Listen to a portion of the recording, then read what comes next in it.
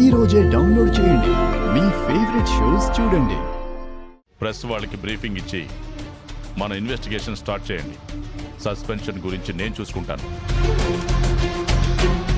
Sir, press వాళ్ళు బయట wait చేస్తున్నారు. ఓకే, పదండి, లెట్స్ గో.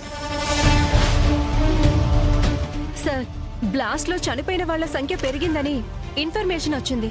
అసలు బ్లాస్ట్ సెంట్రల్ మినిస్టర్ మీ ప్రొటెక్షన్ లోనే చనిపోయారా? ఆ బ్లాస్ట్ కారణం పోలీసుల నిర్లక్ష్యమేనా? బాంబ్ బ్లాస్ట్ కి సంబంధించిన ఏమైనా లీడ్స్ దొరికాయా సార్? అసలు బాంబ్ ఎక్కడ తయారైంది? చెప్పండి సార్, చెప్పండి. అడుగుతుంటే చెప్పరండి. సమాధానం చెప్పండి సార్. సమాధానం చెప్పండి. ప్లీజ్ ఆగండి. మీ అన్ని క్వశ్చన్స్ కి ఆన్సర్ చేసే ఇక్కడి నుంచి వెళ్తాము.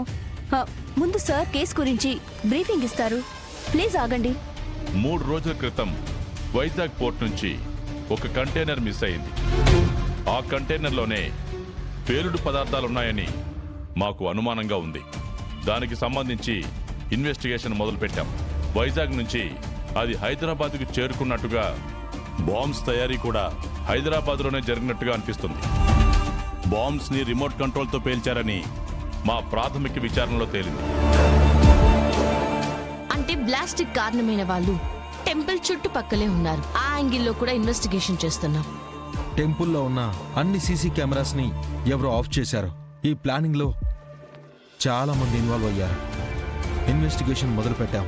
బ్లాస్ట్ కారణమైన ఎవరిని వదిలిపెట్టాం. మిగతా వివరాలు మీకు ప్రెస్ నోట్ లో ఉంటాయి. ఇన్వెస్టిగేషన్ లో ఏ లూప్ హోల్స్ లేకుండా చూసుకుని బ్లాస్టిక్ కారణమైన వాళ్ళని పట్టుకుని చట్టం ముందు నిలబెడతాం. Thank you sir. ఒక్క నిమిషం. పోలీసుల అసమర్థత వల్లనే ఇవాళ బ్లాస్ట్ జరిగిందంటున్నారు. దీనికి మీరేమంటారు? బ్లాస్ట్ గురించి మీకు ముందే తెలుసా? మీరు చూస్తూ ఉండిపోయారంటున్నారు. జేడి, వీళ్ళు ఇలానే అంటారు. పద. సార్, చుట్టూ పోలీసులు, స్పెషల్ టీంలు, పైగా జేడీ టీం, ఇంతమంది ఉన్న బ్లాస్ట్ జరిగిందంటే ప్రజలు వాళ్ళ భద్రత గురించి భయపడుతున్నారు. దీనికి మీరేమంటారు? ఈ కేసు కూడా మీ టేబుల్ మీద మరో సాల్వ్ అవ్వని కేసుగా మిగిలిపోతుంది. అంతే కదా మేడం? వాట్? పోలీసుల అసమర్థత వల్లనా? అసలు అక్కడ ఏం జరిగిందో మీలో ఎవరికైనా తెలుసా? పేలింది 3 బాంబ్సే. ఇంకో 2 మీరన్నా ఆ అసమర్థ పోలీసులే ప్రాణాలకి తెగించి ఇంకో 2 బాంబుల్ని డిఫ్యూజ్ చేశారు.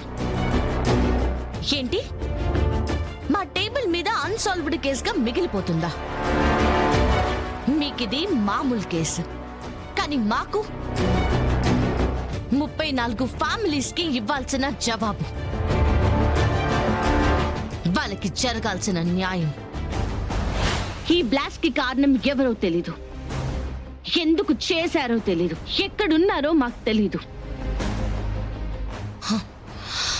కానీ కరెక్ట్ గా 7 days లో ఈ బ్లాస్ట్ చేసిన వాళ్ళని మీ ముందు నిలబెడతాను, చట్టం ముందు నిలబెడతాను. ఈ 7 days లో నేను ఆ పని చేయకపోతే ఈ జాబ్ కి రిజైన్ చేసి వెళ్ళిపోతాను.